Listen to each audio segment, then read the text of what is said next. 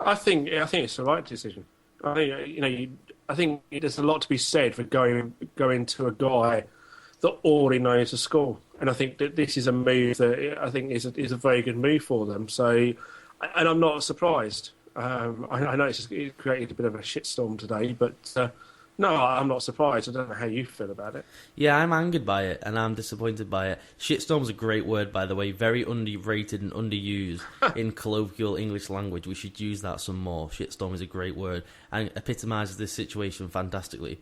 I'm disappointed in USC because I feel like we've been down this road before with Lane Kiffin.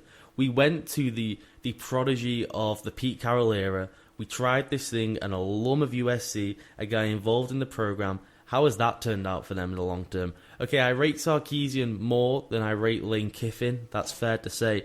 But I was all for, and all we heard from their boosters, from the AD, was watch out, we're going to make a blockbuster move. You're not going to see what's hitting you right now. And USC is going in a different direction. And they've just gone back to the same old, back to an alum. And I drew up this list, I think it was 2-3 weeks ago, and I put it out on Twitter. And this isn't a list of guys who I thought were available, and I'd go through them one by one. It would just be the list of where the order I picked the phone up to this guy and tried to get a program culture changer. Because if you think about when USC was so good, not long ago at all, and for people who haven't followed college football for a long time or sort of just on the periphery of college football, USC were essentially Alabama right now. They were that dominant. Basically, the first round and second round of the NFL draft was just USC dominant. They didn't all pan out in the NFL, of course, but they were dominant college football team, partly because of the money. Okay, that's I'll admit that right up front. Pete Carroll was paying those guys some pretty hefty paychecks, but also because Pete Carroll sold these players, Stephen, on the idea, recruited off the back of, I'm from the NFL, I'm from the Pro Football League, and I will get you into the NFL, not just by making you a better player, but I'll be ringing the contacts. I'll make a 5th rounder into a 4th rounder, 4th rounder into a 3rd rounder, 2nd rounder into a 1st rounder, bottom 1st rounder into a top 10 pick. And that was true. That happened all the time. He got Heisman Trophy winners, and his contacts enabled him to be able to boost players' pro ability, and then he just recruited off that. And then they get on the roll. They get on the Alabama roll of just national title. And so I really think they needed to go out of the box again and specifically try and target either a guy with just completely different ideals to the USC program of a pro-style system and being stuck back in 1990s college football, or target a guy with that NFL background, recent NFL experience, or in the NFL right now, and go back down to that road of, we're going to sell recruits not on the fact that this is USC in California, let's just sell them on, we'll get you to the NFL faster and quicker than anyone else can, because we know all the teams. And we'll just talk you up. And if you were going to go undrafted, you might get a 7th round flyer. There's a signing bonus when you get to the NFL. And they could have gone down that way. So my list starts off with Chip Kelly. And obviously you pick the phone up, he'd say, no, I'm staying with the Eagles. Number 2 is Kevin Sumlin, who obviously just took a new 6-year deal with Texas A&M. Number 3, John Gruden. Why would you not just pick up the phone and ask him? Say, do you want to be one of these guys like a Bill Cowher, who's now out of the game completely, despite wanting to get back in because he's been out of coaching too long? Pick up the phone to him, find out, does he want to leave ESPN? He's got like I think it's a $6 million buyout clause, leave ESPN. They could, absorb that in a heartbeat. Number 5, Lovie Smith. Why would you not ring Lovie Smith? They already interviewed the guy. I'm sure he's interested. You don't think he's got contacts in the NFL? He's got a load of them. Number 6, Greg Roman, who I absolutely love, the best offensive coordinator in the NFL. Go and get one of these NFL coordinators who are going to be in the discussions for NFL head coaching jobs. Bring them into campus, and again, sell the kids on the ideals that you'll get them to the league faster and quicker than anyone else. Number 7 was Chris Peterson, who I love from Boise State, who actually withdrew from consideration but was considering going to USC. And then number 7, James Franklin from Vanderbilt, just a completely different path. So I love that idea of, if you're going to make this change, just completely flip the program. Why they've gone back to the same form that they had with Lane Kiffin, and I like Sarkisian, and I think he'll take them to 10-win seasons, 11-win seasons, some nice BCS bowl games. But if they wanted to get to dominant dynasty level, then that's when you have to make this program changer. They have the perfect opportunity, and I think they've blown it. Yeah, it's a boring choice, isn't it? Mm-hmm. And that's what it is. It's in some respects, it's pretty much a safe choice as well. And And that's why I'm not surprised by it. I just didn't see them going any other route, and they've just gone and brought in Sarkisian. Obviously, we've had some people come out on Twitter backing the move. I mean, Matt Lionett, who worked with Sarkisian in the past at USC, has come out and basically reiterated what Sarkisian's admirable qualities are. So, yeah, I'm not surprised from that point of view that USC have gone down that route, and it'll be interesting to see how far we can actually take this USC program. Yeah, I like him as an innovative guy. Again, he took Matt Leinart and Carson Palmer to Heisman trophies. And he's a good guy and he's a USC guy, but I'm more disappointed in the boosters at USC because initially they sold us on that they were going to make this blockbuster move, and then it's come out in the last about week or two that they then firmly stuck their boot in the camp of we want a USC guy, we want one of our guys, someone who's been here, and we have the secret handshakes and all that. Whether they went there as a college person themselves, whether they've been in the program before, which is what Steve Sarkisian's done.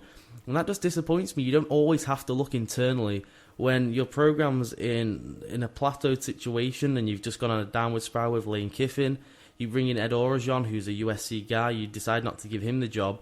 So why not go down a different direction and try and move the program in a completely different thing? You've just gone to another USC guy who's going to have the same ideology of everyone else who's just been there for the last decade, and it just doesn't seem like it's going to work to me to the level of national title, which is where USC is supposed to be. Yeah, I mean, they should be right up there with the premier schools in college football, but it seems as though they haven't been there for a little while now, and this is going to take a bit of time to get back to that point. So, yeah, I mean, I'll be a bit open-minded in terms of exactly where they're going to take this school back to, but yeah, I mean, it's a safe point choice. Okay, then Ed Oregon, who has full-on spat his dummy out of his pram. Now, you with two young children will probably know this experience more than myself. Went in, I think, within 10 seconds of him finding out the news that Sarkisian was hired, and he has resigned from USC. He has walked out. They wanted him to stay in the program. He's just gone. He is angered by this decision and confused at the fact that he wasn't offered the head coaching job first. Yeah, it is a definite a spit your dummy out moment, and I can just imagine him walking into the office and sitting down with his box, and then they turn around and saying, "No, we're not going to offer you the job." And he literally just slams his box on the table and walks back over to his desk and starts slamming the drawers as he takes everything out of his desk, and then stomps out of the office. Childish. This is what it reeks of, and unfortunately, it's the way the media has spun it. And I'm sure there's a hell of a lot to this that we're going to find over the next few days. But at the moment, the initial reaction from me is exactly the same as you. This is a very much spit your dummy, throw your toys out of the pram bit. It's just embarrassing as well. It's embarrassing on many levels. He has the opportunity to take his team to a bowl game, and that's a nice experience with these people he's developed nice relationships with. Would have been a nice way to part if he didn't want to be part of the program anymore. But he's walked out here on the guys. When he came in, it was all about, I'm doing this for the kids again. That was the slogan when he came in on his campaign trail to be the head coach.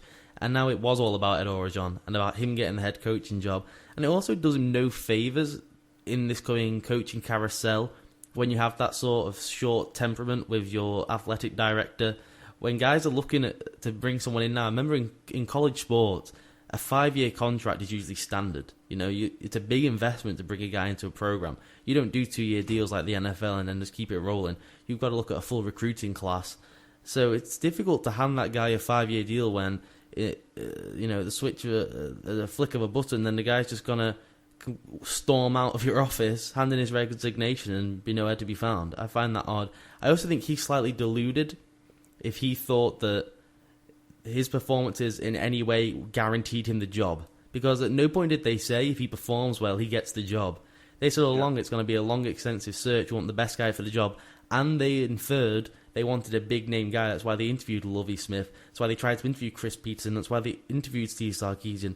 They were looking for a big figure, someone with head coaching success. And unfortunately for Ed Oregon, he's done really well in these last few weeks at USC. But before that, he's been a very, very below-par head coach. And you're not just going to hand a guy, a 4, 5, 6-year deal over the table after 7 weeks of decent football with this current class of guys who are all going to graduate in 2 years.